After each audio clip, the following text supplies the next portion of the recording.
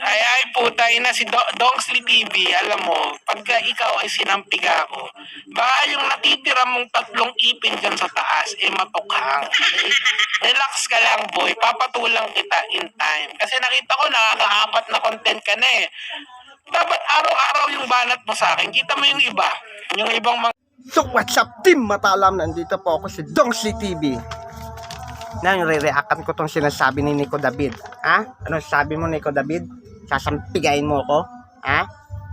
Eh kung ganituin na lang kaya kita, ha? Gusto mo ganituin kita? Hindi lang mawawala ang ngipin, pati pagmumukha masisira. Ano? Gusto mo subukan natin? Ha? Sagot sabi, ha? Gusto mo subukan natin? Ha? Ano? Gusto mo, ano? Ha?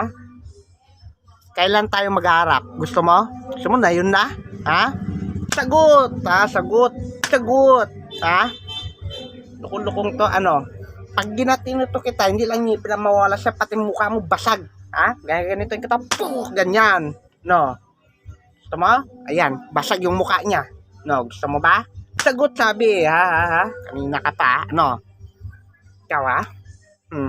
At wag ka mag-alala ni Nico David dahil ipapakita ko sa yung resibo na sinasabi mo, di ba? Naghihingi ka ng resibo. Ngayon, ipapakita ko sa iyo kung saan ginamit yung plug na sinasabi, ha? Malaking resibo, ha? Pagpunta ko ng Davao, ipapakita ko sa iyo, ha? Ha? Loko ka, ha? Sasampigain pala, ha? Oh, pag ginanito kita, ha? Hindi lang ngipin na mawawala sa iyo, ha? Pati pagmumukha mo. Ano?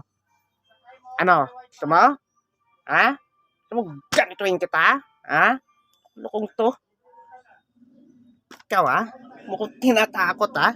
Baka mapasubo ka lang. No? Sagot. Mapasubo ka, Nico David. Ha? Loko-loko to. Baka mapasubo ka, boy. Ha?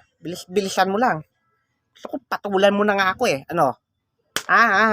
Patulan mo na ako. Bilisan mo, ha? Ha?